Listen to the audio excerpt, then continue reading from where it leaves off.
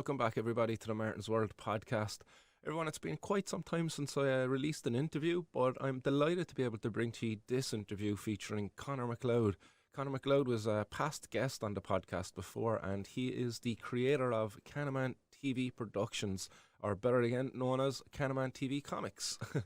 CANNAMANtv Productions are Scotland's most innovative and contemporary production company, combining animation, illustration, literary work and podcasting to form the most creative production enterprise to emerge in Scotland and the UK in recent years. And more importantly, the reason why I had Conor on was to talk about what he released recently, which is the CANNAMAN movie. So all along, the CANNAMANtv was just comic strips, couch skits as described. But most recently, he released a feature-length movie. I believe it's just over 55 minutes long. And well worth checking out, guys. So if you want to check this out, get over to CANNAMANtv.co.uk and you'll be able to find the movie along with all of the other animation series and also the literary work produced there by Conor MacLeod. So guys, sit back, relax, spark up and enjoy this conversation with Conor MacLeod. Conor, thanks very much anyway for taking time out of your evening to come and have a chat with me here. I'm absolutely delighted to be breaking the ice in terms of interviews, because this is my first interview in probably about a year or so now. Right. So it's great to have yourself back on to help break that ice. So thanks very much for being that person. Brilliant, man. That's brilliant. Great to hear that. I'm fucking doing that, man. Brilliant. Yeah, and no better reason to have you back on as well, like, is your CANNAMAN movie. It just you recently launched it there online. After when was that? Was about 2 months ago now when you had that premiere. 3 months ago, maybe. Right, yeah, the 12th of October. October, 2 months ago, so nearly. Yeah. Excellent. So that was a great night. So we'll get to chat all about that. But I got to watch the movie myself with a couple of others there last night, and I have to say, like, it was really great. It was much like what I really liked about it. It was because I know I was disappointed with the YouTube the what you call it, the shorts, the couch skits, because they don't go on long enough. But like 55 minutes of like what was just a one long continuous couch skit, I suppose. Like to me, that was epic. I really enjoyed that aspect of it anyway. But the movie itself, like, it was great beginning to end. Like, in fairness, so well done, man. Appreciate that a lot, man. Appreciate that a lot. And that's a great way to describe it. One long fucking couch skit. That's brilliant. I love that description. Yeah, no, because I always enjoy the couch skits, like, but if you always kind of wanting more out of them, like, you know, because yeah, two great characters, in fairness, like, but yeah. I appreciate that, man. Honestly, I really do appreciate that, because it is they're fun to fucking produce. You know, it's like it's cool, man. It's a really cool thing. Extremely grateful to be the guy that is peculiar as fuck. It's weird as fuck that I'm the kind that makes this shit. So when did the idea, or where did the idea of turning it into a feature-length movie actually emanate from? Like, where was that seed planted, or was this something that you always envisioned yourself doing? To be honest, I never envisioned any of this, man, in the sense of the CANNAMAN stuff. This was all this was all books for my boys. So this all started for there, and I just emerged onwards, essentially. But the movie was, I was just thinking season 1, season 2, season 3, and season 1 and 2 is the comic, essentially, all these comics here.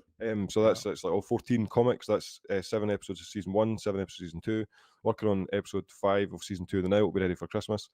That's what my plan was. And it was just, I got a message in September last year, beginning of September, from my brother's dad, and he'd said that he'd rattled through season 1 and season 2 what was there, and essentially he was like, and he made a wee joke of, like, you know, time to get the movie done, you know. And then I was sitting there for a minute joking around in that, and I was thinking to myself, like, right enough, this is going to take fucking ages to try and get this movie up and running. So I was like, well, in September, I still had 2 episodes left of the season. I think maybe I had 2 episodes of season 2, I think. So I finished those 2. I think the last episode I did was in January of 2023, and I just pretty much went full steam ahead from about middle of October 2022. Did all the storyboard. The storyboard took about 2 weeks, essentially. That was the main. That's like what I think is the fun part, because that's where I'm figuring out what the film is for the first time. You know, after that, you're just kind of like continuously replicating what the initial storyboard idea was, with every move, with every soundtrack thing, with every scene, with every image. You're just kind of like fine tuning the initial image. That's what it's kind of like, and the storyboard is that. So the first 2 weeks of October was that. And by the end of December, I had seen the origin scene, essentially the scene that's the middle of the film where CANNAMAN goes into the lab and stuff like that initially. And then you get to see his background. That was the very first scene I did. Interestingly, actually, I drew that first scene because I thought if I draw a scene in the middle of the film, I'll have to do the whole film because you can't draw a scene in the middle of the film and leave it there, you know. So I was like, well, if I do the middle, if I do the origin scene, which is the middle, then I'll have to do it, you know. Yeah, no, that was great. I was always kind of wondering, all right, kind of what was the origins there, and yeah, it was quite well put together. In fairness, Donna's origin, and I don't really want to spoil it for people if they haven't watched it. But look, if they're coming watching this, surely they've got the call out by now because I've put 2 call outs on the last 2 weeks for people to go and watch this. So yeah, Right. if if we spoil it, I'm sorry, but we need to talk. No, this is 100%. This is the warning, everybody. This is the moment. There will be spoilers throughout the pause it now and go and fucking CANNAMANtv.co.uk. You would get Boom.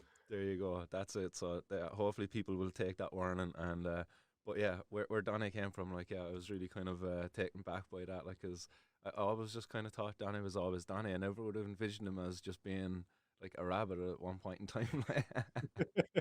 Well, that's the thing. It's so weird, right? Because in my mind, there's actually my origins initial. Because I was thinking, how am I going to do this? How am I going to make the character solid? And then that means that I would never ever be able to do some kind of like, you know, how in some series of stuff you get characters that have got 8 different backgrounds, and the basis of being able to have interchangeable backgrounds is the theme. Whereas then you have other fucking programs where it's just like one character, and if you were to go out with his character, it would ruin the perception of everybody for the program. And in my mind, I'm kind of in 2 minds of. At the beginning, I did a couch skit, and it was I think it's maybe just called Donny. No, it wasn't a couch skit. It was a single Skinner, actually, a single Skinner comic, and I think it was in the first 33. And it was CANNAMAN asking Donny. I should animate this actually. CANNAMAN asking Donny, do you remember the first time you got stoned? And CANNAMAN tells him, and then Donny goes, and then no, that's it. Donny asks CANNAMAN, do you remember the first time you got stoned? And then CANNAMAN tells him, and then CANNAMAN replies to Donny, do you remember the first time you got stoned? And Donny's like, first time I got stoned, and he's standing at a bus stop smoking. He walks, he's like a normal dude. He's just like a guy, and he with white hair, and he walks over, and there's 2 of these guys at a bus stop, and the guy goes, here, join to this, and he takes 2 draws, and then turns into the rabbit. And I was like, and Donny was like, do I remember it? I'm fucking still living it, and that's the basis of the single Skinner. At the beginning, I was like, maybe I should do that, but I was fucking about it. But I just kind of thought for an Origins movie, like, I don't know, man. It was like this will be better. This will to have it solid, to have it like he was just a normal thing. And then I'll be honest, one of my favorite parts of the film is when Donnie does that, when he's like, you know, I was going to do the voice there, but nah. But I was like, when he does that, CANNAMAN's a prick over and over. That I was That's right, yeah. for a few days when that popped in my head, man. I was like, that's quality. Yeah, that was very good. All right, when he was just transitioning over into being him, and and he's transitioning, into somebody that hates CANNAMAN. You know, he's like, you're a prick. These first words of CANNAMAN a prick. You know. That's right. Yeah, it's not that or anything. Like, no, it's CANNAMAN's a prick. It's just like fuck, but yeah, no, it's good, man. well I really enjoyed making that. Like, yeah, I was also surprised.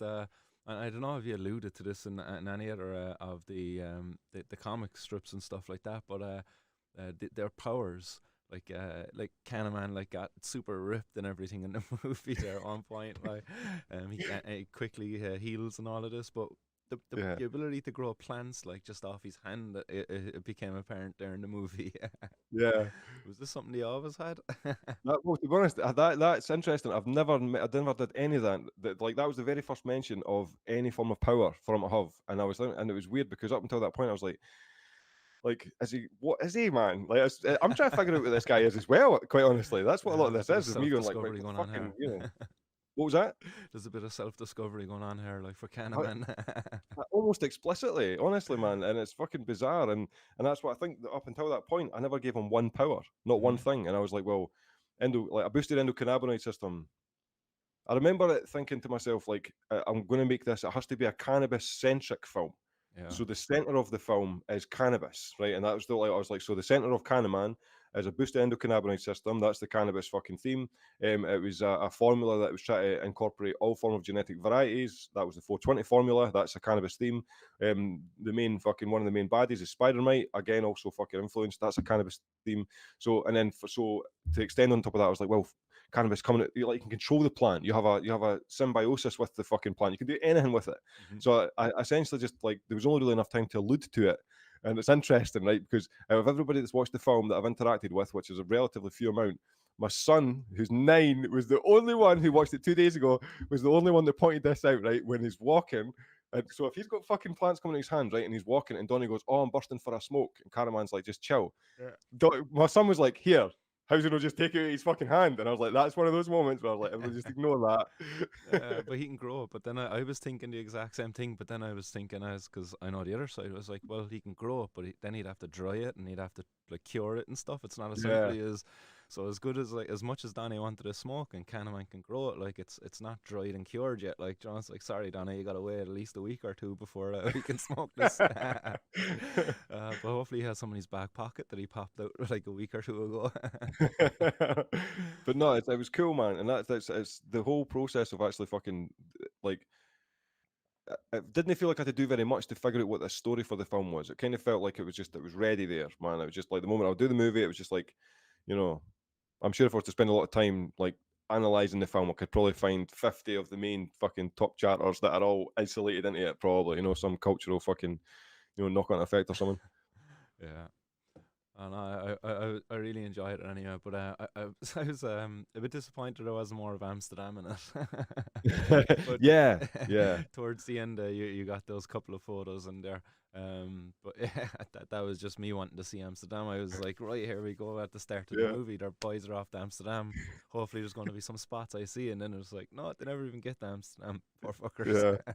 The thing is, I really appreciate that comment, man, right? Because that's one of my things when I was going into it, constructing the story, but I was like, what's my favorite elements of stoner films? And I was like when they say, "Ta-da, we're going to Amsterdam," and then you hear that music, the fucking that organ music thing, and then everybody's in the different coffee shops. But well, that was one of mine as well. I was like, I'll have to include this, and it never even happened. Man, I think that like the images at the beginning when you see the people walking into the coffee shops, you see the cannabis on the table with the coffee, and then at the very end, like throwing it in, it was like it's weird. I think it might not even be me intentionally not putting it in. It's like there's only a finite amount of activity you can put into it to make sure it reaches a certain time. So the drawing would have to extend on top of the drawing for that scene might have taken another 6 weeks, and then the knock-on effect and all these different other things. So it's like I was trying to do almost a fast food approach to creating a film. Well, it certainly didn't have the taste of some fast food anyway. Like this was Oh, some dynamite, man. gourmet Appreciate that a stuff. lot. Appreciate that a lot. So how long did it actually take? Did I hear that you started it like last October, like over a year ago? Yeah, that's right. It was September, September last 2022. year. So, and I did the storyboard for about 2 weeks, and then I started drawing the first scene in October, and I started doing like an audio diary in December. But that was kind of like, excuse me, once I had got into like one because it was weird actually. I think it took me so long because I did the storyboard and I still had one full episode to finish for season 2. So I was doing like finishing off the episode whilst drawing 2 or 3 pages here and there for the movie.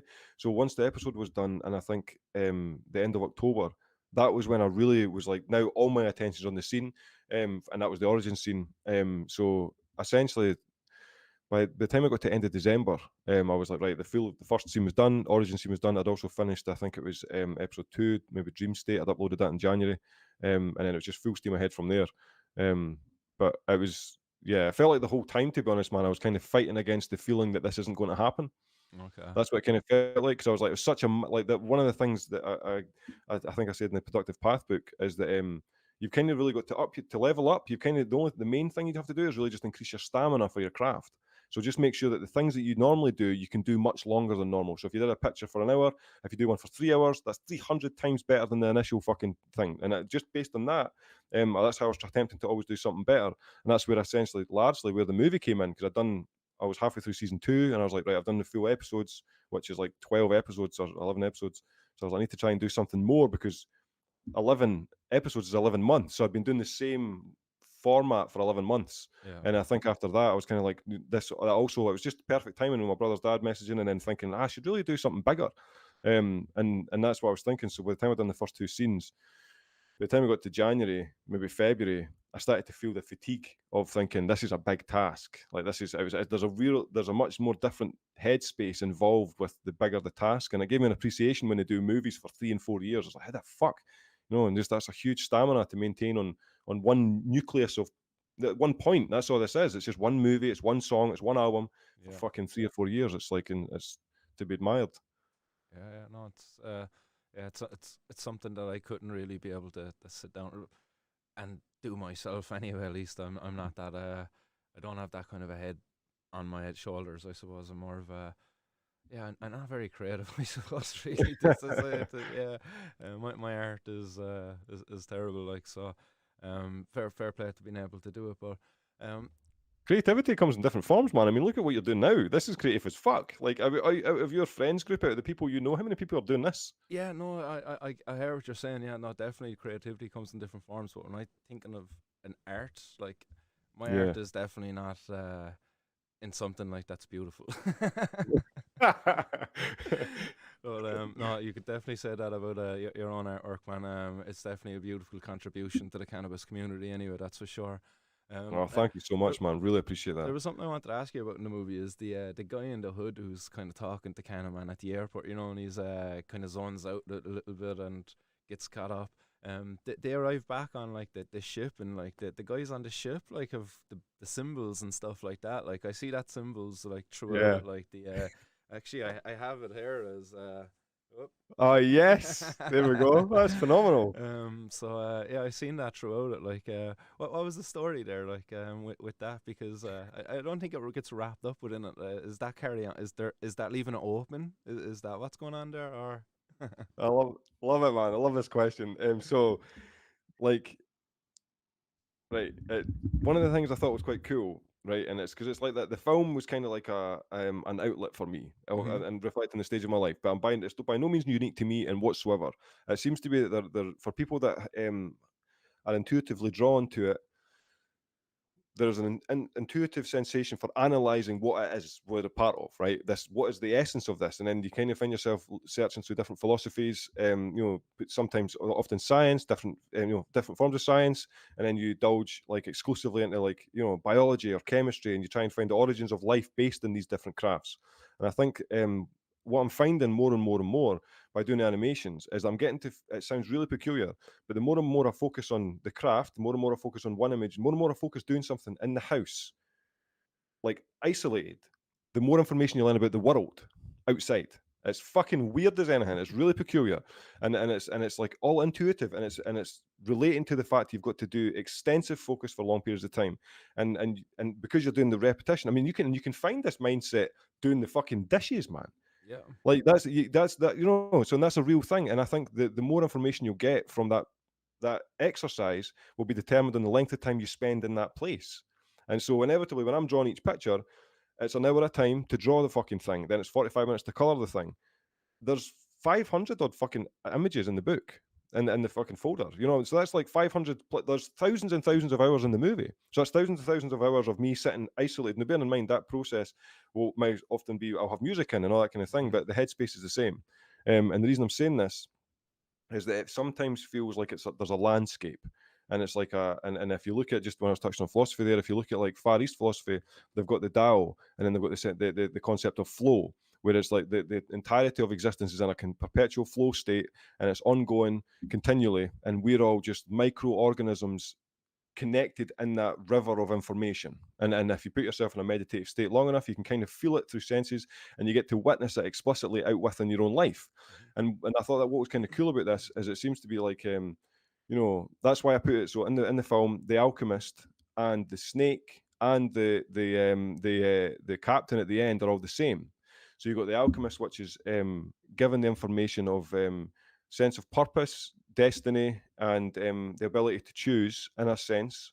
And then you've got the snake, which is the symbol of the sacrifice necessary. You've got to confront your fear, and the snake's the same colours as the alchemist. He's got the fucking yin and yang on either side as well. Yeah, I And then noticed at the that. very end, and then at the very end, you've got the ship captain. Yeah. The ship captain's wearing the same thing. He's wearing the same colours, but what he's got is he's got the symbol of the philosopher's stone. And the philosopher's stone is on his badge, and it's also on the front door of the alchemist philosopher's journey shop. That's right. Yeah. And the reason why the philosopher's stone is important is, and it's in alignment with this flow state, with this situation where you engage in a particular craft long enough that you can kind of find something in there. There's something in there, man. It's like the craft reveals itself to you through information, and as a consequence of that process of revelation, you transfer that over to life outside when you're talking to people, and you're engaging in society. You witness these moments happen, so you're enlightened in a sense as a consequence of focusing only on one thing. Mm-hmm. And in that situation, the more and more you focus on one thing, the more you harness yourself as a person. So your personality is filtered down as a consequence of intense discipline, which is necessary. You can't be somebody that's slobberish and kind of like all over the fucking shop with no compass and disciplined. They're antithetical to each other. So Mm-hmm. by being disciplined in one craft, you develop all these other periphery personality characteristics which are relatively pure in a sense. And the reason why that's important to say that way is because in alchemy, there's the transmutation of metal to try and make the whole basis of alchemy is the philosopher's stone. It's the whole basis of alchemy is to create gold out of poor quality metal, and the poor quality metal is the rustiness, and then to the process that's involved in making the gold is the process of you focusing your craft. And the reason I don't mean to go on here, but the reason why this is important is because the philosopher's stone is the penultimate goal for anybody that's pushed themselves existentially down one route, which is the craft, which is music, which is fucking engineering, which is science, which is something that's put you into a place where your entire essence is defined by this thing. And if you do it long enough, you can standardize it to a point where you're producing gold every time. Mm-hmm. And that's where you get people that are master producers, where every song's a hit, or you've got somebody that's an architect and every fucking thing they make's amazing, and that's your philosopher's stone. They've now gained the philosopher's stone, and all of this concept is kind of wrapped up into like what is time, what is experience, and all that. And that's why the alchemist represents that essence, where it's almost like a metaphysical concept of potential and all of time and all that's ever existed. It's a really weird concept to try and talk about. Yeah, I partly guessed that was going to be the type of answer I was going to get from that, but I knew straight away that there was a bigger story to that, because I seen the name of that bar that he was walking into. Or was it a bar, a restaurant, cafe, or but Yeah, the it's just a shop. It's just the philosopher's journey. Yeah, yeah, that was it, the philosopher's journey, and yeah, I knew there was just a bit like something there, because we've had conversations in the past as well, and I definitely recommend people check out that conversation. Like, but yeah, you've definitely got a very open mind to all of that kind of stuff, and I'm into all of that kind of stuff there as well, with the yin and the yang, with the Tao. I was like big into a lot of this kind of stuff, the here and the now.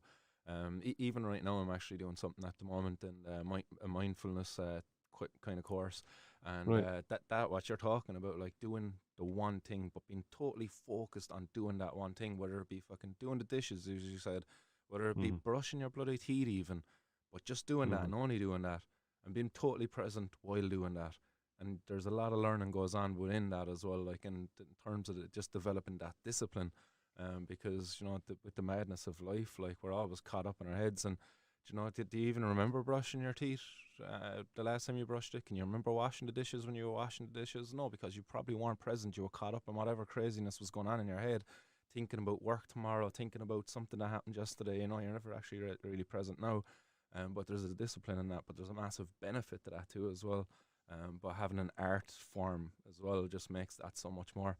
I think there's even a saying there, even when in the martial arts world, it's not, don't fear the man who knows 10,000 kicks, fear the man who's practiced one kick 10,000 times. Because that guy knows how to do a fucking pretty mean kick. Boy sitting there with a massive thigh. Yeah. Yeah, but yeah, no, there's a lot of sense to that, alright. But um, what is next then with this? Because I know when we were talking there, you were mentioning that there's a follow up for this. Yeah. So I don't know. It's interesting, man, because the Donnie movie, that's what will be ready in Christmas 2024. So Donnie's going to be taking the main stage, so center stage here. Yeah, Donnie. So that's what I was thinking. I was like, well, the first one was an origins film, and it was the CANNAMAN movie, and Donnie is the most popular character. Everybody, and it's interesting because Donnie represents the id, as I've echoed a lot of times, and the id's obviously social undesirable impulses, and Donnie is meant to incorporate all of that. So when people message and they're like, I'm really drawn to him, and I see myself in him, it's like, bro. But I was like, but yeah. So and I was thinking, I was like, so it'd be kind of cool if the CanNaman movie is essentially the story of a hero's journey, then if it was to make it that it was the anti-hero's journey, and Donnie's the anti-hero, and I was thinking that, I mean, I'm in two minds about how much to say, because Yeah, no, But don't yeah, spill the beans on that because nobody's seen it yet. Don't want no yeah. spoilers. No, no. Well, I mean, it's just my intention for this. There's a couple of things I need to do, and it's handy. It's brilliant to be able to talk about it, actually, man, because speak your future, all that Hmm. kind of stuff. Um, I need to get better at animating. I need to improve, man. I need to. This isn't it. When I'm looking at that, it's like, nah, this is amateur hour. That's what this looks like to me at the moment, right? So I need to get better at animating. So there's a thing, and this is all like self-taught as well. This is just like, oh, it was just intense pressure on. I need to do this, and then it went ding, and it just happened. It was fucking like, okay, now can fucking get started. But yeah, so I need to get better at animating. That's the main thing. And that's going to make it difficult to maintain a timeline, I think, because the Okay. thing I need to get better at animating is like totally different software essentially, and just to include that, not even to make the entire film that, but to, at the very minimum, to include a section of it where it's very noticeably like this is like a different world type thing. I did a tripping scene in the CANNAMAN movie, Yeah. and to do something similar, and I've got a couple of ideas, but the basis of the Donnie movie is in essence like, um, you know, the shadow. That's all that's going on. It's just a shadow movie, and Donnie's in a state of disrepair because Kahneman's not present, and he's just fucked. And then it's going to be that he's just in a total downward spiral. He's in, you know, it's going to be. I'm going to try and make this really gritty. I'm going to Yeah. make this like because Donnie it fits his character, Yeah, well, you kind of got to see a bit of a a change there in Donnie towards the end of that Candyman movie, all right, in terms of his yeah, what was it, his feelings for Candyman. They kind of Yeah. slightly changed there because he thought he was gone.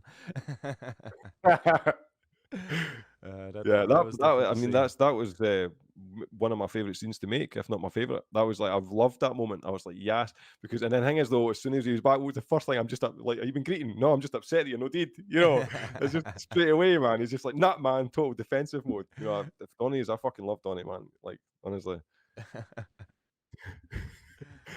Excellent. Yeah, no, I'm delighted to hear that he's going to be the center stage of the next movie because, yeah, if I'm to be honest, yeah, he's definitely probably one of my favorite character there as well. As much as I like Candyman, I just think what comes out of Donnie's mouth a lot of the times just makes me laugh. Like it's just there's lots it's, of it's laughs there.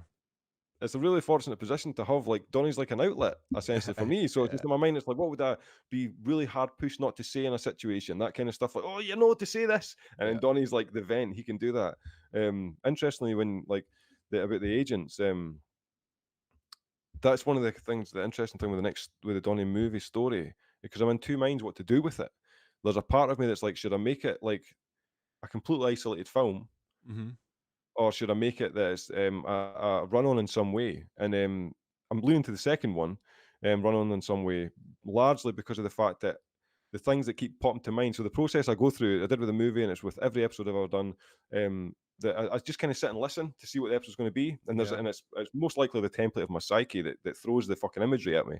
Um, and I just listen, and the imagery is getting thrown for this movie so far is Donnie's having a breakdown, psychiatrists involved. There's a there's big pharma's a fucking big deal, agents are a big deal, and and and Kahneman's dead. That's the main Candyman's thing. dead. That's the that, that's what keeps popping to mind, and that's like yeah, that's where it's at the moment. No, I look forward to seeing that coming when it does eventually come. Yeah. I Well, guess, man, if I'm being honest, right, so there's three scenes that I've not said, right?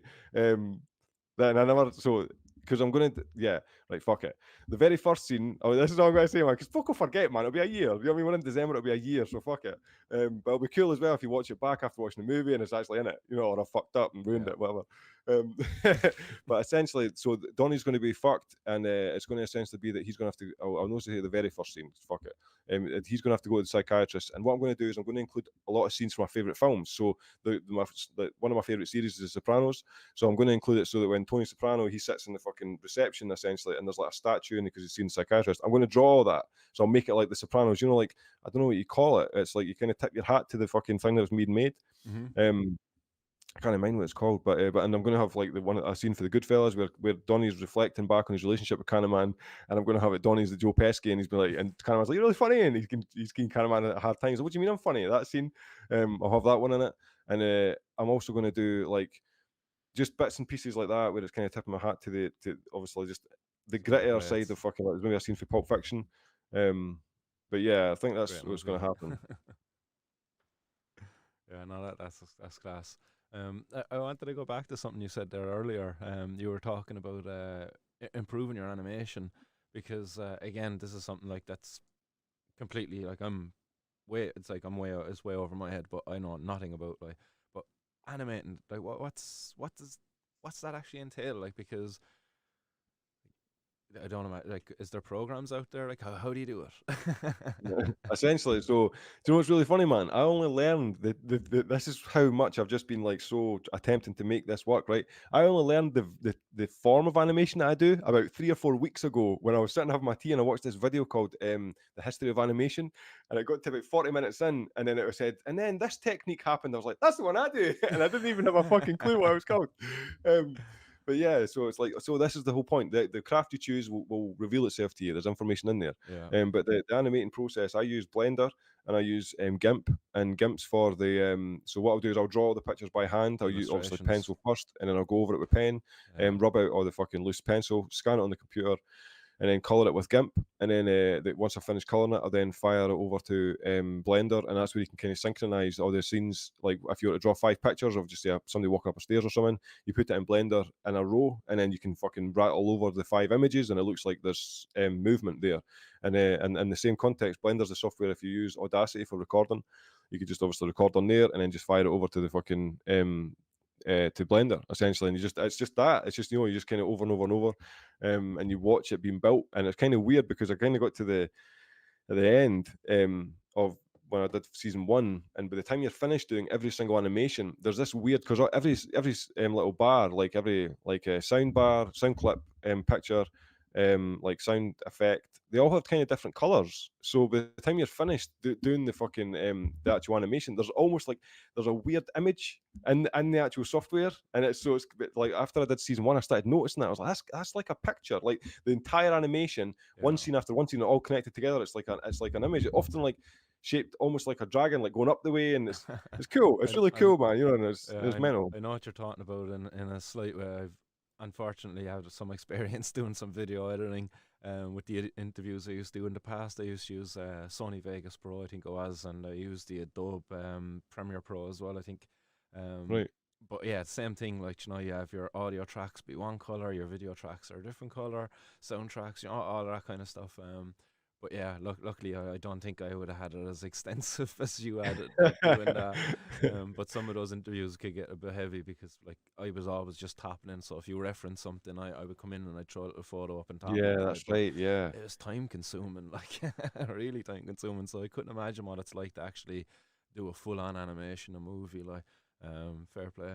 But you've done all of this like self taught. So as you're saying, like you've not gone to college to do any course in media animation production or anything. No, nothing like that. Actually, it's funny because once I'd done about a handful of the books and I'd done a few of the comics, and I'd also done at least a strong couple of dozen interviews for the podcast, I applied for a college in Dundee, an art college, and I sent over the portfolio. I gave them all my best work. And bear in mind, this would have been maybe 2.5, 3 years ago, before COVID, it would Yeah. have been. And or maybe just after, probably before COVID, I think. Brilliant. That video was fucked. Wait, take that out. No. So anyway, man, you come out like that fucking word. No. So and they messaged me and they were like, "Yeah, you've not got enough qualifications from school, so you can't get in." So I had this like What? really substantial portfolio, and I was thinking to myself, I Yeah. was like, "There is not one person that will be showing up there that's got a fucking." Because I had all the comics done by that point as well. Like Yeah. 14, there was a solid comic series on all that kind of shit, and they were like, "Nah, you've not got any art qualifications." I was like, "I know, man, Yeah. but that's ridiculous." That is bullshit. Like, what age would you have been then? Like, I've obviously been within the last 5 years. yeah. So, what age would you have been? Like, would you be regarded Uh, as do you have bet- mature like student stuff over there? I suppose. Yeah, so so that would have been in the category of almost like you get an immediate interview, Yeah. that kind of stuff. And even So at it's that like point, they if were you're a kind of student, drawn in on your school, your fucking academic from school work, like yeah, shit from exactly. years ago. That's I don't know what it was, man, because it's the same. There was another time as well. I think they just didn't The like cannabis, but that's my feeling. well, the thing is, that's where my mind goes, but at the same time, then I try You and can't stop because I'm help like, that, well, is like, it? can I you? don't know, because there was a guy that I went to, and this so like when I was with, so my partner, she in the past, she bought me a graphic novel course thing, right? So it was like maybe over the course of was it what 6 weeks or something like that. Where we showed up every Saturday for 3 hours, and it was just like a lecturer for the Dundee Uni. And I was like, yeah, but just you can pay for this fucking shit. It's just the weekend people, so the range of students. And I remember I had to got the same response for him, so he showed up, and I had all the stuff. Didn't tell him at the beginning. I was really keen, and I remember starting. There was one moment where I remember because I showed him the storyboard I was doing, and I opened up the fucking pad and I'm like flicking through it, and he's like, "So what to do this end of course project?" And I was like, "Oh, quality, man!" So he'd never seen any of the work that would ever anybody in the class had done, and I was like, opened up my storyboard of what the work I'd been doing, like the CANNAMAN stuff, and I was like, "Yeah," no, it was the same book, but I'd used the pad at the back to create the fucking storyboard for our project for the in the class. So anyway, I was fucking showing him that, and he just kept repeating, just like, "Oh yeah, you've done this a lot." Yeah, yeah. And he just kept under, yeah, you've done a lot. You've done this a lot. And I wasn't even paying attention. I was just kind of like, yeah, this is fucking da da da da. And he went all quiet after that for the next 2 weeks, and to the point where I didn't even submit the project to him. I did it in the house, and I've got it hanging up my wall. I'm looking at it right now, man. It's called Life, and he didn't even show him it, man. Because I was like, you're a fucking dick, because he just went all quiet after that. Every time I tried to ask for a question, that he was like choosing the fucking janitor to answer before he got to me. I was like, bro, fuck Oh, you, the man. dick. It was so weird, and at the time, in real time, I was kind of like, why has he been such a fucking dick, man?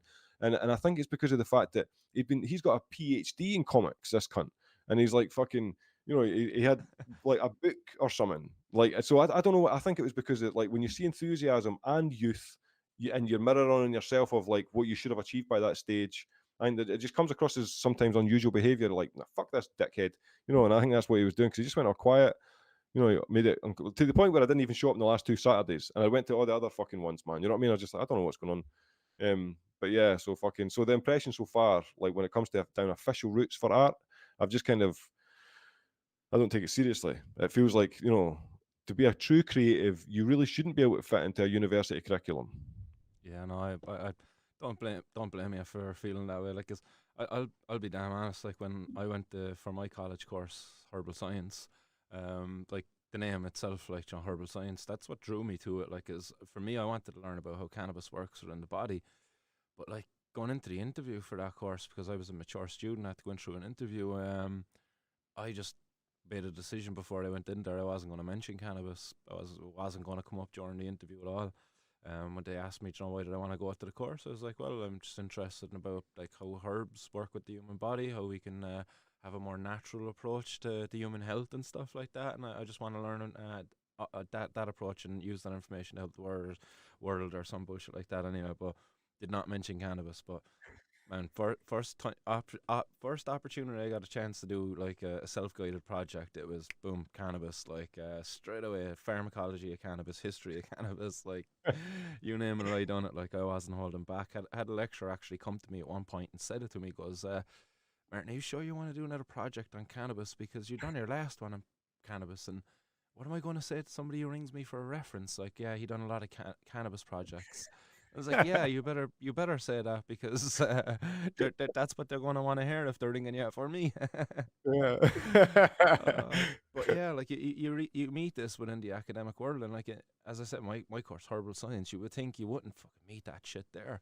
Like, in the world of art, the creative, like, it's, come on, cannabis, psychedelics, like, it's very much present. It's not essential to be a part of that world, but if you are a part of that world, there's a much higher likelihood that you're going to be partaking in those kind of activities, rather than if you were, I don't know, some other kind of a banker or some shit. Like, if you, like, Yeah. we get comic book creators versus bankers.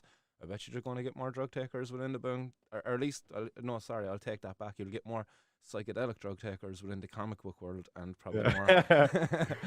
more heavier drugs there within the banker world.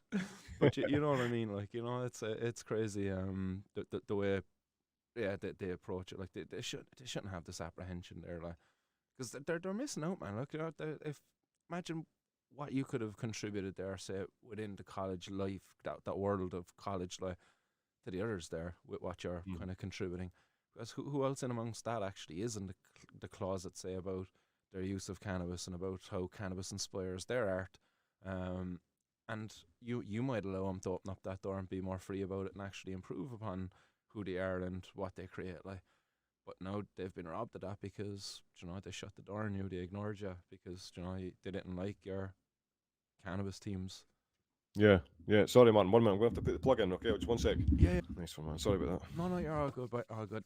Joys of pre-recorded. We can edit that Nice out. one. Quality, man. Quality. No, the thing is though, completely agree, man. Right, and it is one of those weird stigma things where it's almost like So it's very peculiar, more so in the herbal sciences example, I think, because these are supposed to be somebody that's objective, Mhm. and it's supposed to be, and cannabis, it's supposed to be scientific approach, and cannabis is like, I'm extremely ignorant to any form of other plant in that realm, obviously, even when it comes to that concept. But cannabis would be a like kind of explicit example of like a symbiotic relationship that you're looking for between herbs and the biology of the human body, and other animals, endocannabinoid system, obviously, So Yeah. yeah, that's more of a fucking red flag, education wise, even credibility wise for that guy.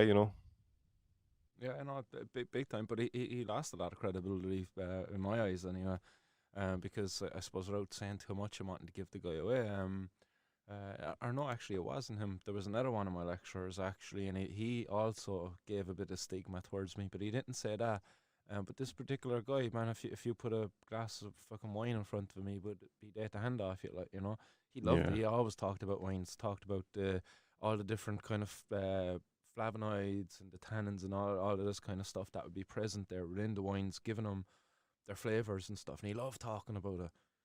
I was like, man, I'm just as fucking enthusiastic about cannabis as you are about Yeah. wine. And this is like, wine is far more damaging actually to the human body than cannabis. But anyhow, but like they go to the world of comic books. Like, come on, it's like, how can you have a doctorate in comic books and still be stigmatic towards like fucking creators who consume cannabis? Like, come on, surely, like with a doctorate in comic books, you've been exposed to all of that. Like, I know you would think so, but I mean, this this guy wasn't really didn't really give that vibe at all. He was really kind of uptight, as a dude. He was, I don't know. I think sometimes you can kind of infiltrate the safety of the lecturer's psyche, because you're a mature student.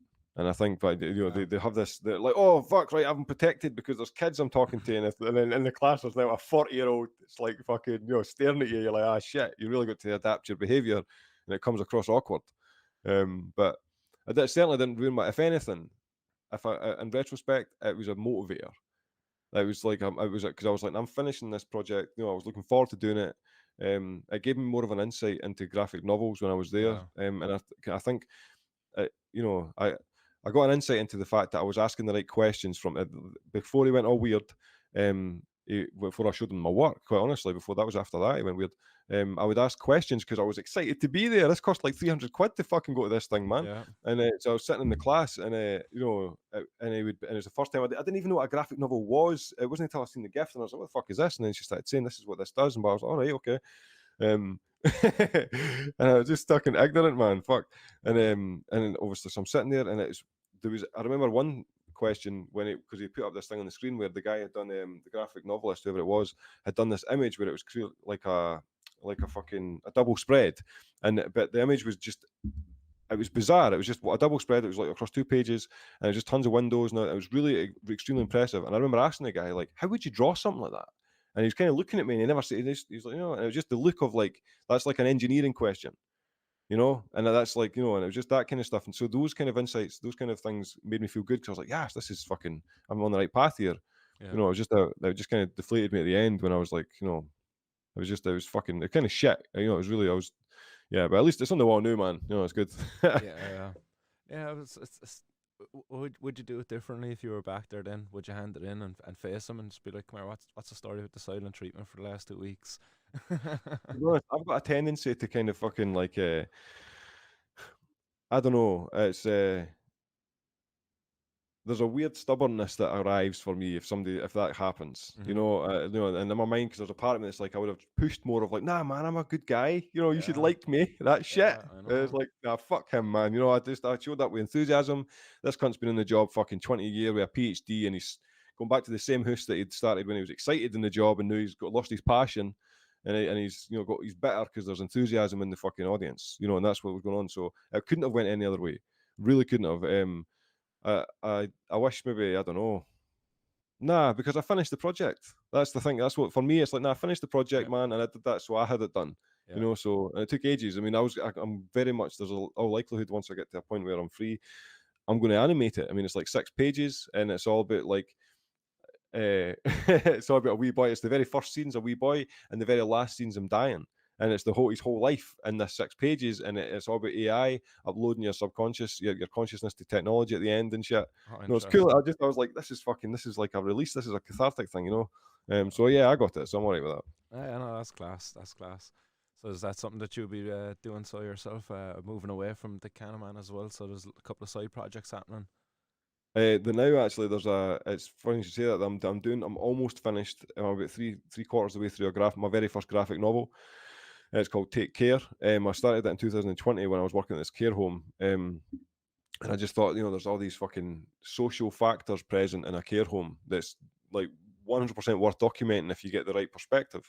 And so I was like, this will be cool. So I was like, I'll create I've done a graphic novel. And at that time, and I suppose it's never changed with the movie, but at that time I was really explicit about, with each new project I was doing, it had to be something new. There had to be almost a complete newness with it. It will still be drawing, it will still be something, but it'll have to be like, it'll have to be something new. And that was the essence of it. And I would always figure it out. So that's where the graphic novel came from. I was like, oh, I'll do a graphic novel. Never done that before.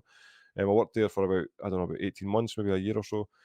And I'd done like 30 pages altogether, maybe 25, and I put it to the side because I was focused on the CANNAMAN thing, and that was in 2020, and now obviously where we're at, and I picked it up again, so I'm about 10 pages in. There's about 65, 70 pages in it. That'll be ready hopefully in the middle of January. And once that's done, then it's just going to be like Donny movie, essentially focused, with the occasional couch skit, because couch skits take about 3-4 days to do, and it kind of gets in the way of the big project kind of thing. And there's been that weird fucking thing in my mind where it's like, should I sacrifice the couch skits? Like you put all your energy on the big thing, and then the big thing, the quality of the big thing is inevitably going to be better, so I don't know. Yeah. It's you mentioned AI there a couple of minutes ago. Do you see yourself utilizing the AI technology that's coming about to maybe help not have to sacrifice the couch skits, maybe get assistance? Like, yeah, I know you were talking about improving your own animation skills, but do you see AI coming as being a part of that improvement? Would you utilize it at all? To be honest, when I see actual AI art, like it feels empty. Mm-hmm. It feels kind of soulless, kind of thing. There is moments where it's weird. It's like with plastic surgery or something. When you look at somebody, you can tell they've got it.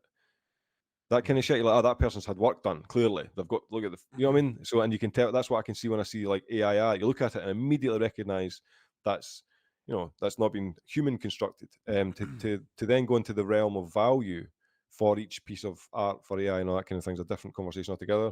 But personally, I don't like it, and I think it's because of the fact that I do all this stuff manually, and it seems to be that there's like it's weird because there's actually two parts to it. It seems to be that this inevitably is like going to be able to condense down the manual labor down to a fucking Yeah. a keyword. You know what I mean? And that's what it's like, and it's done in seconds. And there's something. It's a really. I think it's more of a philosophical question than anything. It really is, and it's. I think the answer is going to be given, but it's weird. I'm not a big fan. I don't really engage in that kind of shit. When I'm talking about trying to improve the animations, what I'm thinking of is extending because I use Blender for the rendering and stuff like that. I could also use Blender for 3D animating, where I'll like make a big circle. I can make CANNAMAN's head. I think we've all seen little clips of like behind the scenes graphic moving about and shit. When you see The Simpsons or Family Guy, so I just make the shape of CANNAMAN's head. Like it'd have to be, and that's the only thing. I think the textures would change, but sometimes you have to sacrifice some things for improvement. But at the same time, it's also that weird caution thing where you can sacrifice these things, and it's actually the original that keeps its core integrity for the value and all that shit. So I don't Yeah. know. But yeah, I definitely need to fucking up my game when it comes to animating. Yeah, definitely. And some of this processing equipment or power that you need there for some of that software is crazy. I was using the Adobe suite there, and as part of that, they had this like puppet animation type of thing. So like you could create your own puppet, upload it, and then you could control it through the camera. And I was toying around with it there for a little while, like, but man, you really need a lot of processing power for that stuff. Like, That's a good shout actually, because I'm just on all this on a laptop. Like it's just, and all the software's free as well, right? so it Oh, would be really? Yeah, fair enough. you know, so Yeah, no, I used to do a lot of my video editing on a laptop before, and big game changer switching it up to the desktop. Like the Yeah. big difference of rendering a video for 12 hours versus like a half hour. Yeah, I feel that, like leaving it on overnight and shit. Yeah, man. And then you get up in the morning and it's like fucking after crashing halfway through, and you're like, oh, I gotta start again. Laptop's melting into the table. You know, that's it. Like, oh, such a fire hazard, boy. Yeah, upgrading the old so or the hardware is definitely has been an improvement there for myself anyway, for sure. No, I'll have to think of that. Like, I'll have to do it. I see you hitting the pipe there a couple of minutes ago. Is that the hash you're hitting up? Yeah. Yeah, that's it. It was really weird. It's like the first time in years, man, that I managed to actually get a bit. But I think it's that thing where it could be like, fucking 2 streets over. You just don't know the right person. Yeah. What's the scene like over there at the moment? Because I know things have changed a lot there with the amount of people now been getting their private prescriptions. But have things changed up over there? Have you got a private prescription yourself? Actually, I should have asked. No, I don't have one. So I've actually somebody had messaged me over, and in the cannabis world, and they said to me, "You need to change over. This will be much more economically sustainable Mm-hmm. for you." That wasn't our buddy But Alan, was it? what you saying? That wasn't our buddy Alan, was it? The No, NIQ it guy. wasn't. It wasn't. I'm sure he will fucking still say the same thing though. Quite right. But no, and I just think I've not even. It's paperwork, man. I fucking. It's like, who can be asked phoning the doctors when you hate go to a doctor? That's how I see this. It's like, fuck it. I've got cannabis in the tin, man. Saves a phone call. Yeah. I don't know, man. If I could do it here, I would probably do it anyway. That's for sure. Having that weight off your back, just having that not having to deal with the cops in that same way. Even though I seen a couple of videos there not too long ago, patients kind of getting hassled by the cops still over there. But it's still like when you go to court, if you got a prescription, they have to honor that shit. Like, I don't know as well. I think, yeah, that's a good point. Like going to court and having to honour the prescription, that's a good point. But I think there's something that, like when I wrote that book, that A Case for Cannabis, and there was an impression that I got when I wrote the thing, just because I did like intensive fucking research on what was going on, and that was my introduction really properly academically in the cannabis, then all the different factors of cannabis essentially.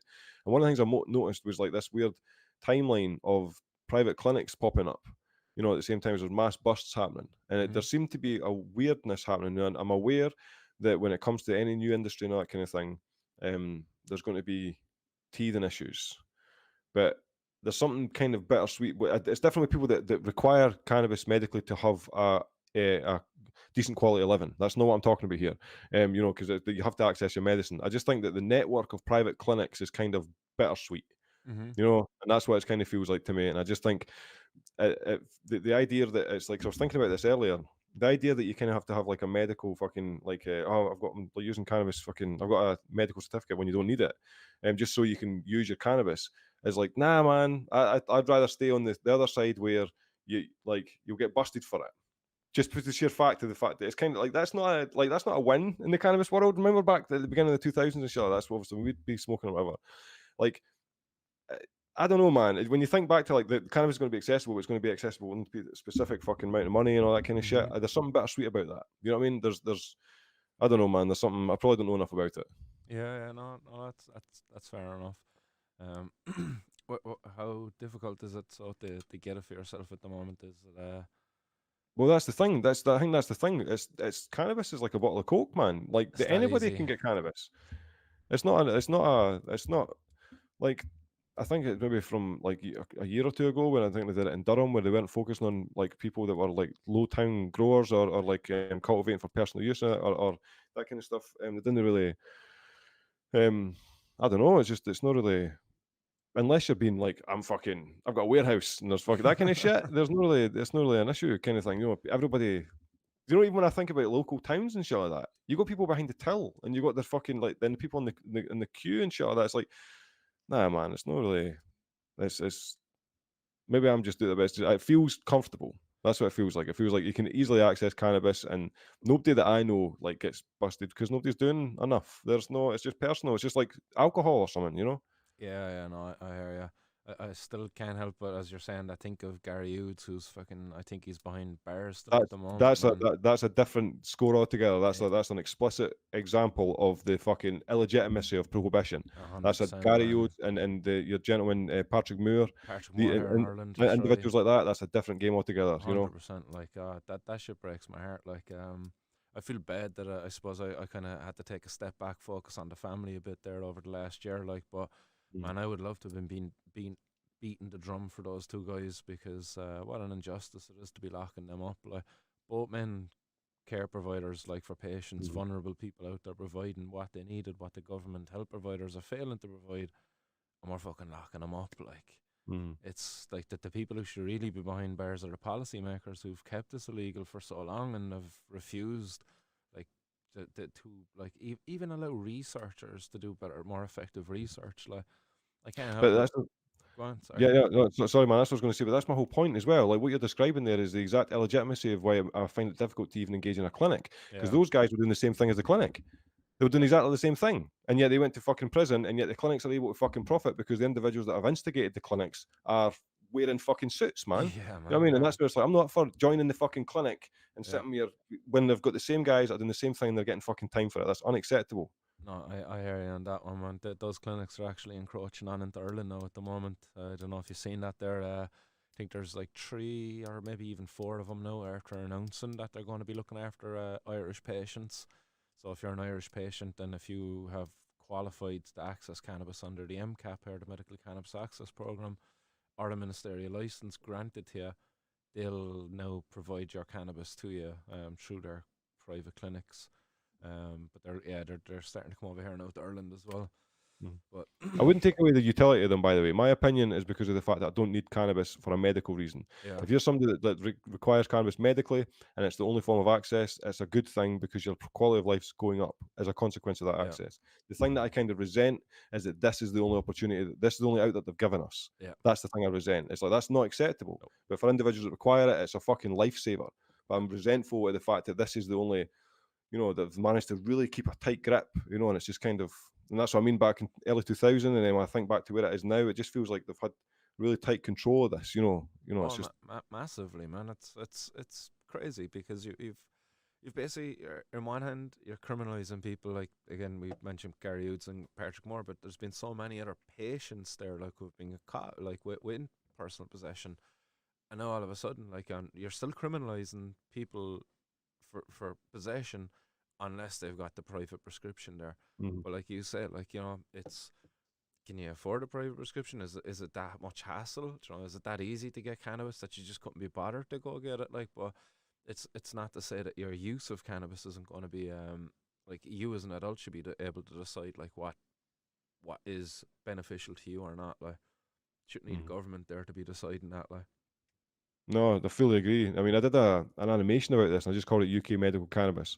mhm. And essentially, it's the news reporter speaking to a guy that's just got a prescription, and in the background, Donny's been growing, and he's getting busted, and he runs away whilst the guy's talking about his prescription, and then it cuts to the studio, and CANNAMAN's talking about that basic Yeah, like formation of like you can have that dynamic. You can have a clinic next to somebody that's grown, and extracting oil themselves and doing potentially a purer and better job. Because how much fucking criticism of these clinics had, man, mold, insects, fuck's sake, man.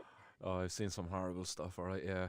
Even I was up with Alan Robinson a few months ago there, up in the vape lounge, and he was showing me there one of his tubs, and he was just like, "Look at this shit!" Like, and it was basically all just the small little popcorn, not even popcorn nugs, like less than popcorn nugs, a lot of swag, if you want to call it that, like, Yeah. the old crumbs at the end of the bag.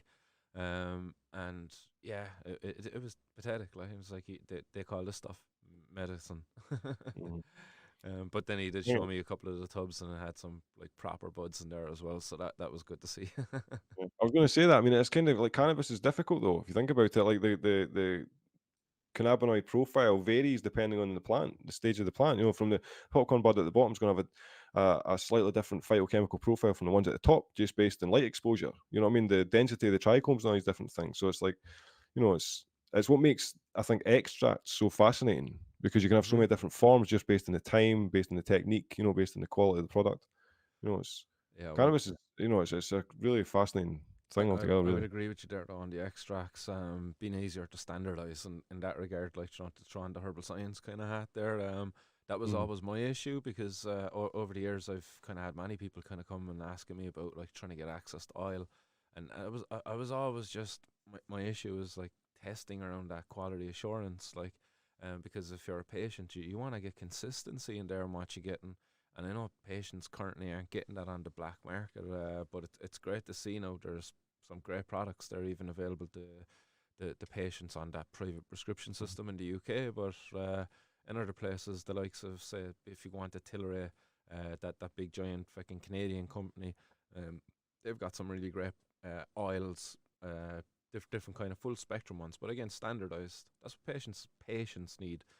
For the likes of myself and yourself, the connoisseurs, yeah, we want some really nice flowers. Yeah. Always. But unfortunately, those guys wearing those white jackets, like these private clinics, they're not providing what we as connoisseurs are looking for. Yeah. They are able to provide for the patients who need quality medicine, like, but for people who are after like some really nice looking buds, you're going to be disappointed, unfortunately, by some of these clinics. It's quite interesting as well. Like 'cause that's what makes me think about that. It's like the varying models of cannabis that you can have, and that's how I think it's like that we've been given the model, and I think it's just it could just be my skepticism that thinks that there's like a malevolent profiteering basis behind it. It could just be the fact that this is just teething issues, just the fact that it's like these just little moments. I don't know. There's a lot It's of quite money a after diverse being made fucking off of topic. this. There's a lot of money after being made off of this to Mm, date. Um, yeah, like patients are after getting access, they're after benefiting, but man, they're after paying through the nose. Like you see those mm, fundraisers parents are having to do to get access for their kids to continue getting access to this life-saving medication. yeah. Like it's Well, just that's a good, crazy to yeah, that's a think. good point as well because it's the same thing over in Scotland. Like they use fucking advisory boards as like pieces. Like I think we've got what is it? There's a Scottish Health. Was it Sam or something like that over here? Yeah, We have, and it's and essentially they go based on not nice guidelines, but fuck, I shouldn't even have quoted this shit, man, because I forgot what the actual names are. But essentially, there's a structure in place which is kind of inhibiting the ability to push push cannabis forward, medicines. Yeah, and at the same time as like very obvious evidence. So there's a weird fucking like they won't approve it because I there's not don't know. enough evidence there. The evidence, what they say is like these clinical trials, these phase 3 clinical trials, which fucking Hmm. cost billions to do, and nobody's really going to do it on cannabis flowers because, like, say if you do it on your cannabis flower, if you're a medical cannabis company and you do this study on your cannabis flower, any other company can come along now and use that information for their benefit. You've now paid hundreds of millions for it, and you can't protect it because you can't put a patent on cannabis. Hmm. This is the issue at hand. Like, is anybody else can come along and you've now done a study on a certain chemovar, like a chemo profile of cannabis, but you can't patent that if it's from the cannabis plant. What you can patent maybe is an extraction process, but even all these extraction processes at the moment, like it's very hard to come up with a unique and novel one, novel enough where you can patent it. So these studies aren't going to be done. So then the likes of these nice guidelines and some of these advisory boards that won't approve cannabis are going to continue not to approve it because the studies won't be done because nobody's willing to pay that amount of money to do it. But yet, like we've had millennia of use of cannabis. Like how much more evidence do you need to support its use? Like, but in saying that, like Karen Gray, she's up in your neck of the woods. She's up in Scotland. Her son Murray, like they're still not being approved under the NHS. They're still having to privately fund their child's medication. Like Yeah, it's no, just that's right, wrong. man. I mean, Karen was actually at the premiere. Actually, it was brilliant to meet her Oh, for the brilliant. first time. Yeah, no, it was brilliant. But this situation is just unfortunately not uncommon. There's a lot of these situations that are present, and it's I don't know what you can do. That's what makes it look like this is fucking like the longer there's so-called ignorance towards pushing this through and making it more readily accessible, the more profit goes into a privatization model. Yeah, So it's like that's where it makes me kind of like, well, put on the tinfoil hat there's a like there's little. all this ignorance, there's all this information, there's a huge amount of ignorance with every single set of politicians that comes across and advisors people, everyone, Yeah. and yet at the same time this makes more money over this side. It's like, come on, man. Yeah, you can't help but be a little bit conspiratorial there, all right? Like, I I know, think man. that It's so tinfoil hat shit. yeah, you can't help it though, like, 'cause you got little kid, man. Like when I was talking to I was Cole. I can't think of Cole's mom's name now, but I was talking. Lisa. Who's that? Lisa. Lisa Quarrel. That's right, man. Boom, there Right. you go. When I was talking to Lisa, she was telling me like that Cole actually underwent brain surgery, and they were actually wanting to go and do a second round of brain surgery on Cole before actually being giving him the cannabis medication. So they were willing to actually do an experimental brain surgery before it had been proven cannabis as a medicine, like for this young fella. She's gotten Mm. access. He's doing fucking great. Like on after getting it, he's not have had that second brain surgery. Like, but crazy to think what could have happened had they done it. Like, you know, that stuff. Yeah, crazy. But look, sorry, yeah, we kind of went off there on that one. Because like I think it's very relevant to be bringing this in every time. I suppose when we're talking about the cannabis community like that. Yeah, there is people behind bars. Yeah, there is like parents having to fundraise privately for prescriptions for kids, um and then there's great creators like yourself as well. So I think all of that has to be highlighted every time. Like we're a very diverse bloody community, you know. It's not just these kind of what would you say the stoners. Like no man, we're all one. We're all looking out for one another. We all love this Oh, plant, and we all need it to kind of survive and thrive on this fucking crazy planet. yeah, no, I fully agree, man. But I'll be honest, like like being included in the same category as individuals that have genuinely suffered because of cannabis, I feel awkward. Like I'm in bubblegum land in the cannabis spectrum. You know what I mean? Mm. If we're looking at cannabis over the course of spectrum, and I'm on the side that's got fucking cartoons in it. Yeah, There's a side over where people are in a fucking jail cell and their kids can't get medicine. You know what yeah. I mean? So that's what I think it makes it so fucking raw. You know, but I'm not.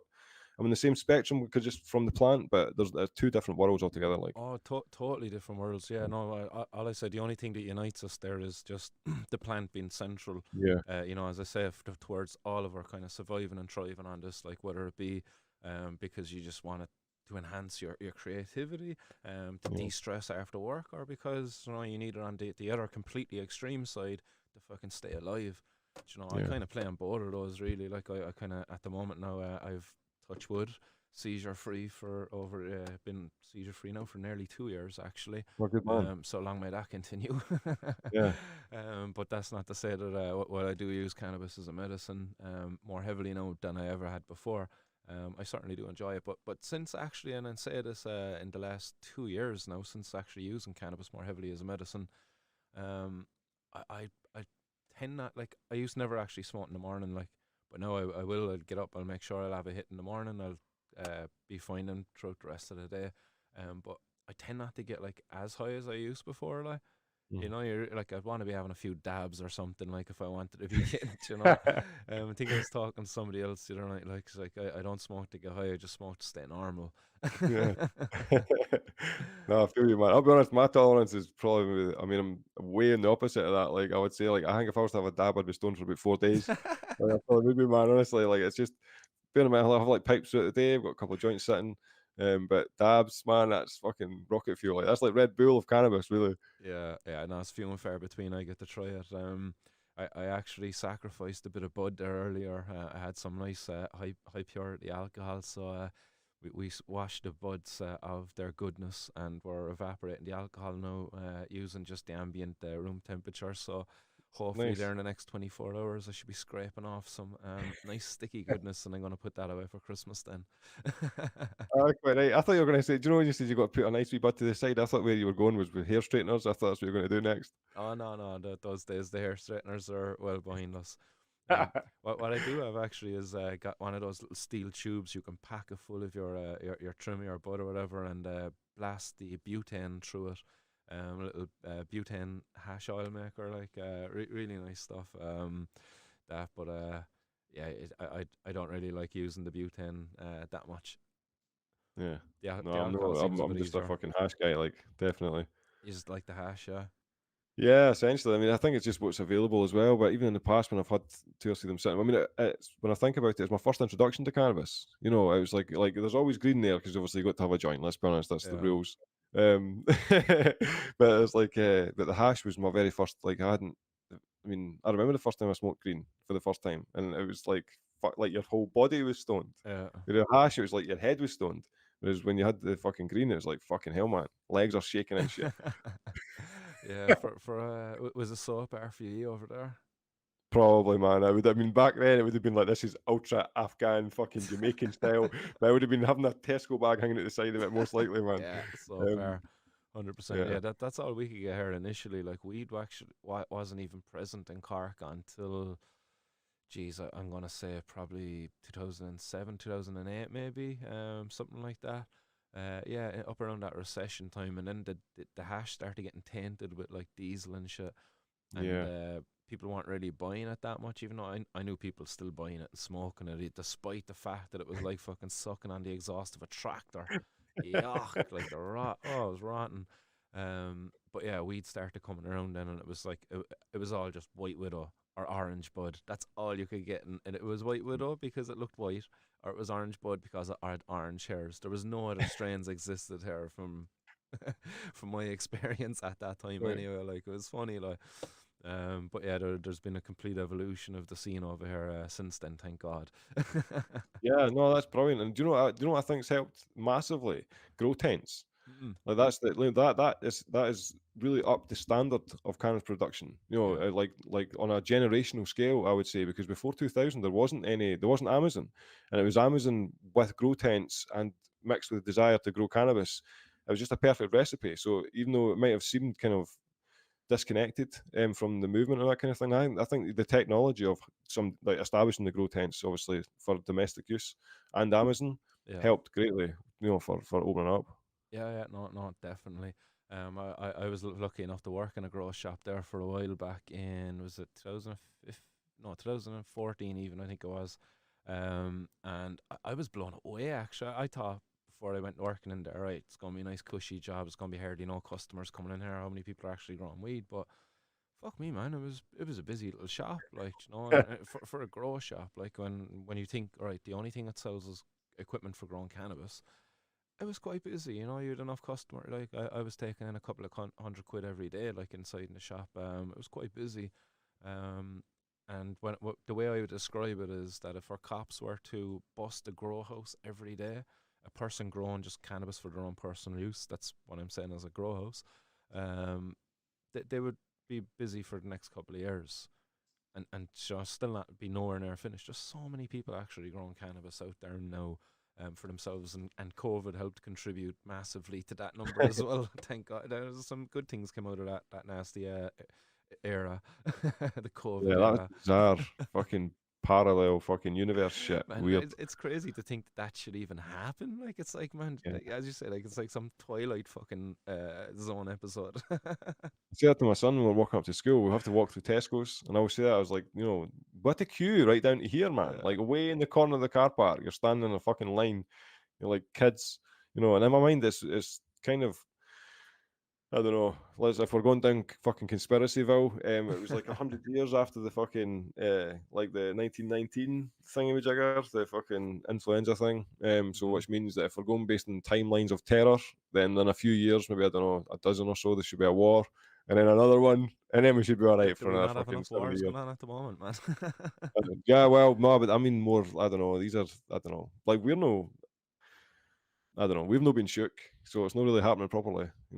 Yeah, no, that's very true. And we've not really been affected by a lot of what's going on in the world over here in the West. Yeah, COVID fucking got us and shook us up a little bit, like, but Yeah. like you've seen some of the atrocities that's going on over there at the moment, like between like the whole Russia Ukraine thing, the whole Palestine Israel thing. And they're not the only places like where there's suffering going on. Like there's untold suffering going on in all sorts of places, but we're Mm. just not seeing it on the level that we're seeing it from those two places.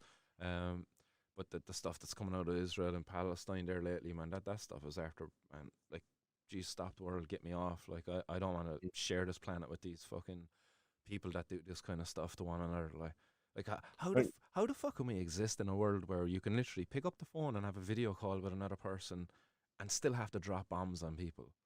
Like, Mm. how can these two things coexist? Like, why aren't these people like fucking sending bombs either way? Like, just getting on the video call, like Mm. seriously, if you don't like each other that much, like I've a gym down here with a boxing ring. Like, do you not want to just get in there and start it out? Like, why do we have to be getting all these innocents killed in the meantime? Like, oh man, what a horrid way to for us to be treating one another, like, you know, because at the end of the day, look, we're all human, like, you know, there's no difference, man. Underneath this thing, we're all fucking the same, pretty much, like, fucking trying to religions dividing us and all this kind of bullshit, like, I just think, like, with the level of technology we have today, there's no reason why we shouldn't be able to coexist, like.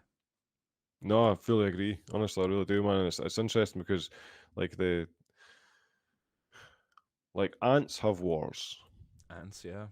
Yeah, you know. So in my mind, it's like there's something biological Mm-hmm. that seems to be present. So it's like it was. I don't think we can ever get rid of it, but it's more about the containment of it. And I think Uh-huh. there's like because one of the main things that pops to mind specifically with like Israel and Palestine and stuff like that is like when you talk about Israel and Palestine, you're really like almost implicitly talking about how the world in its essence functions. Yeah. You know, you're like corporate fucking background. Do you think that there's a fucking hidden hand of people? Do you think that this is just like actual normal dude president guys just falling out, shit like that? You know, it's like what do you believe's going on in the world? And I think I kind of make for shit conversation because I don't believe that these things are accidents. I believe that there is like that these people. This is I hear extremely you, man. personal No, I beliefs. hear You you. know, Go for it, man. Express that I shit. know. I was gonna say that like this is like ultra fucking this is my own beliefs and that kind of thing. But I believe that these people that are the main fucking you never see their faces that they're hidden behind the like all events that happen. Fucking these are orchestrated by these individuals. Kind of a little bit what's For going on there in the CANNAMAN movie, yeah. A little bit what you saying? what was going on in the CANNAMAN movie. Like there was people behind the scenes there, like just to bring Yeah, it that's a back. great point. That's a great point. Yeah, man, it's just that's all it is, man. It's just fucking Yeah. firing it down in the movie. But I do, man. I believe that that's what's going on. And I believe that the values that they hold are not the same values that we have. You know, yeah, I don't think that the world's like fucking No, random acts of chaos. yeah, no, I hear you, man. I don't know if you seen what happened here in Ireland recently, but there was a big riot above there in Dublin after some little kids got stabbed. There was 3 young Yeah, I think girls they got posted on stabbed. Instagram. Right. Yeah, by some Algerian guy, I believe it was. But there's been a lot of tension going on here in this country. But much like what you're saying, like I believe like a lot of this tension, like it's been allowed to be built up to the point to where you get to this breaking point, and when you have fucking a serious incident like that, next man, boom, boiling point, oh, a dish, the pot boils over, and it's an absolute mess. And what we see then following after that, like straight in government, oh yeah, we've policy here that we're going to put in place now to give the police more powers. And you know what they're going to be utilising here? That they're giving the police the power to utilise artificial intelligence to scan video CCTV footage to use facial recognition technology in doing so to scan hundreds and hundreds of hours in minutes to be able to pinpoint people and all of this kind of stuff. Like, so they're giving them untold powers, but much like kind of what you're saying, like there's, yeah, I like to be a little, to be a bit conspiratorial. Like I think a lot of this has kind of been allowed to happen, like on a global scale. Like not that our guys in government here, I think they're only fucking pawns as well to something on a much grander scale Mhm. above all of that. But again, like who these people are, you can't put a face to it, you can't put a name to it. Like, do you want to call them the Illuminati? Go for it. Mhm. Like, but I don't know who the hell they are. Like, but I definitely do think there's a lot of fucking people benefiting off of the bad shit that happens.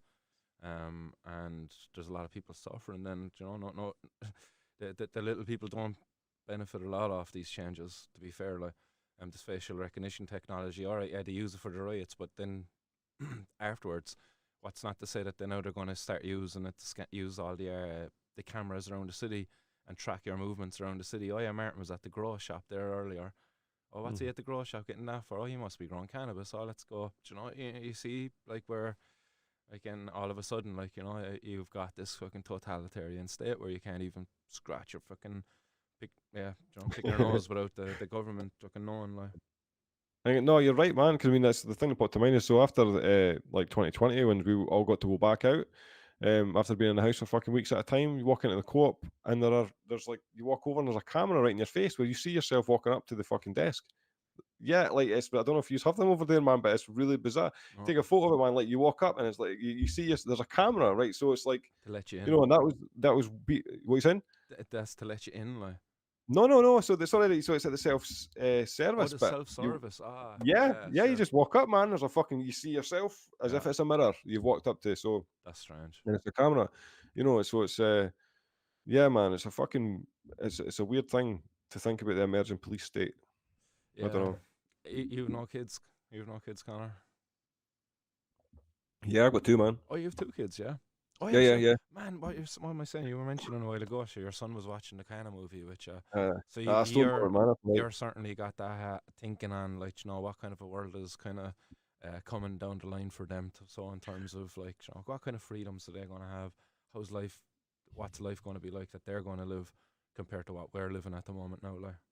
so it does pop into my mind, man. But what I think I do to distract myself is I try and get them to focus on. It sounds fucking boring, but I try and get them to focus on like essentially personal development. Hmm. What is it you're here to contribute?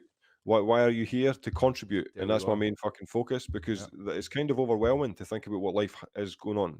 So it's yeah, like if you can contribute something positive, then in the grand scheme of things, subjectively, interpersonally, you're doing the thing. yeah, So yeah, and also there's also part of me as well that thinks there has never been a time that's like never been new. So it's like this has happened before. It's just that it's just fashion's different. hmm, I do believe that it's like yin and yang thing we were talking about before. That there's this constant flow state that of generations, and I think that what we're experiencing right now, technological revolution, a shift in mind frame, all these different other things. It's happened before. And it will continue to happen.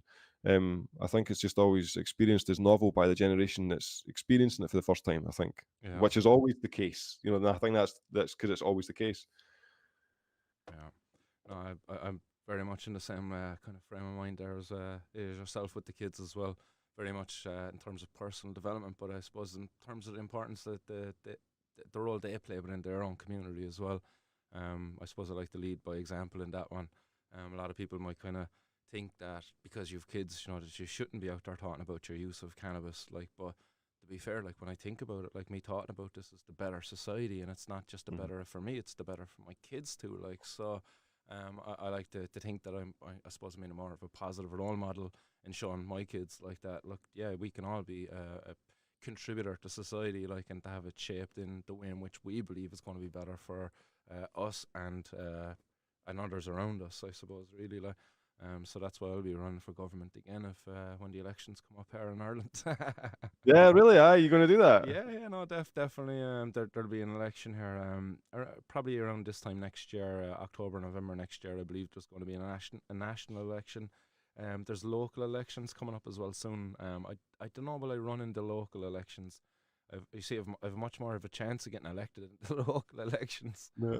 Um, and I don't know is there much there within the local stuff for me, like, because obviously a lot of the local stuff is going to be dealing with housing and other kind of issues there within that, and that's all very important, like, but for me I'm very much at the, like, want to get up to the heart of this, like, and deal with it from there, like, where the policy is made, like, above in our house of government, like, so we'll see. We'll see. I might run in both of them for the crack, and just make sure that drug policy is a part of the conversation, and our community is represented. I think it's fucking right, man. Definitely, like, do that to its fullest, man. Because that's like that could be that had one of those moments where it's like, like you see it across the world where it's like rogue campaigner fucking takes the wind and fucking is smashing everybody. That could be you, man. Yeah. That happens. That's a thing that happens. You know what I mean? Yeah, well, I was quite happy with my first run of it. I ran in one election already, and I actually beat somebody. Right. I wasn't the first person eliminated. There was another person eliminated before me, and that person actually was an experienced politician who had run previously with as part of a party, the Workers' Party. I can remember the name of your man who I beat, but I don't want to be fucking naming him and shaming him. Yeah. Oh, good man. But yeah, first time runner, I got 191 first preference votes, so that was really good for me. Like 191 people went out there and gave me a number one next to my name, so that was something. And That's a short campaign as well, like, So yeah, I was happy. So I'll certainly get out there and do that. But enough about me, man. What do people have to expect from yourself over the next while?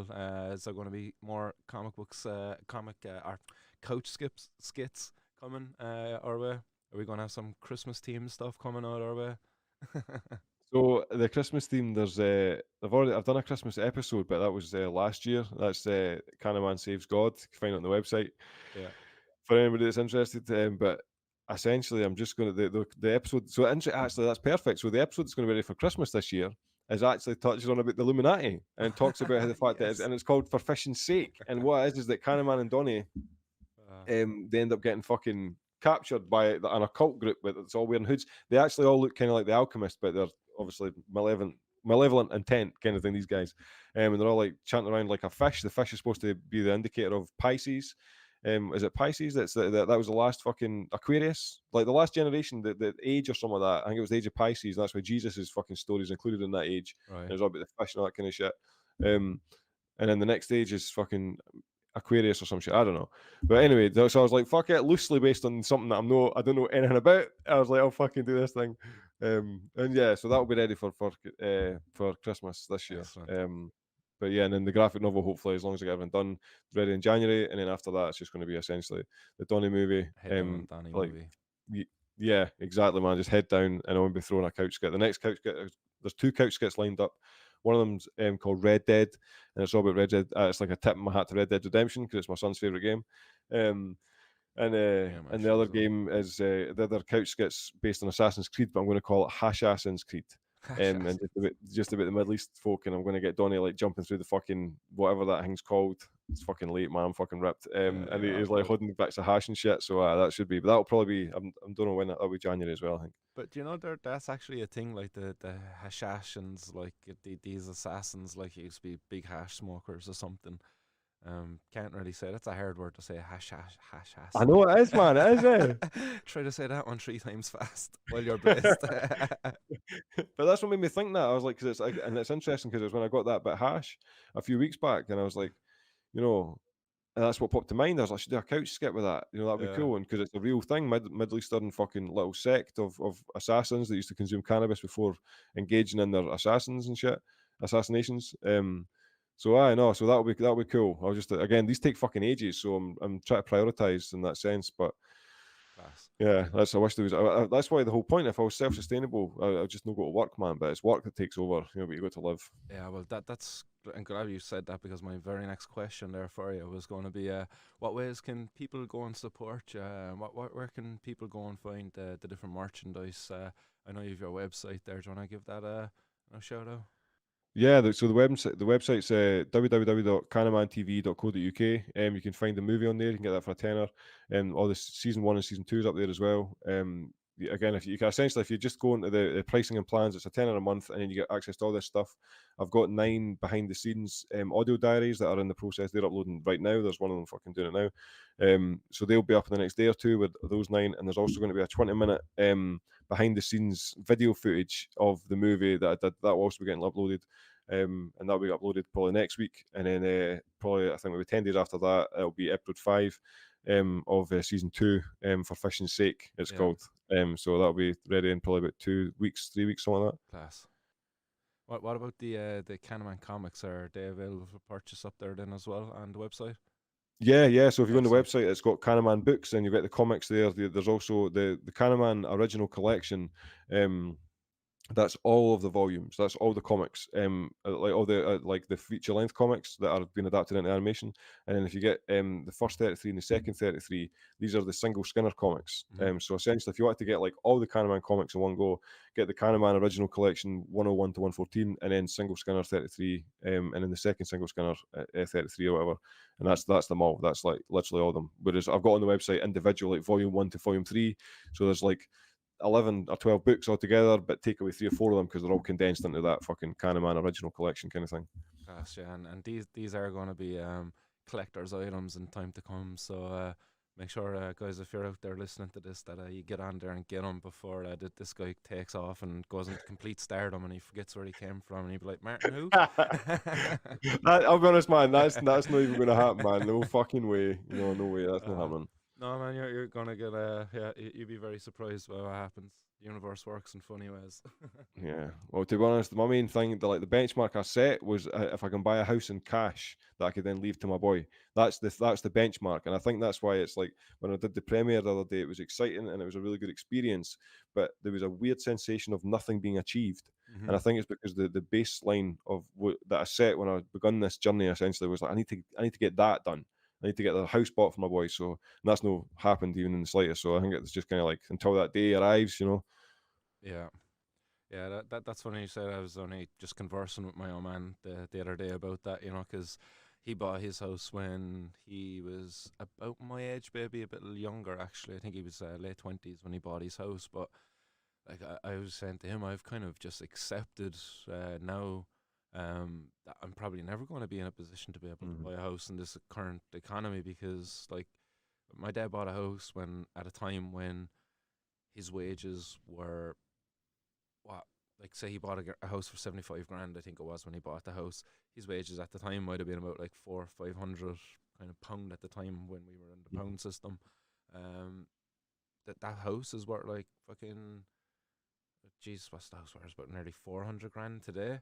Mhm. And his wages are 600 euro or something like that. Like, you know, the equivalent. Like, John, like it's slight increase there in the wages, but the price of the house has gone up 4 or 5 times. Yeah. Like, Yeah. so you put that into perspective for myself. Like, it's just I've accepted it now anyway. Like, so it's yeah. No, I'm the same. That's it's interesting you should say that, actually, man, because there has been a weird internal fucking discovery that's happened on the process of this. And that's one of the things I've realised is like the contentment I have. I would much rather I think we had the contentment of pursuing something than having like Mm, financial stability. You know, and there's a weird bittersweet thing I think happens yeah, if that comes at the sacrifice of your fucking enjoyment of your thing. Is it really worth it? yeah, And I've pondered on that question all the time. At moments when I'm like rookie as fuck, and you're like, "Fuck's sake, man!" That, and you're pondering on that. That's when it really happens.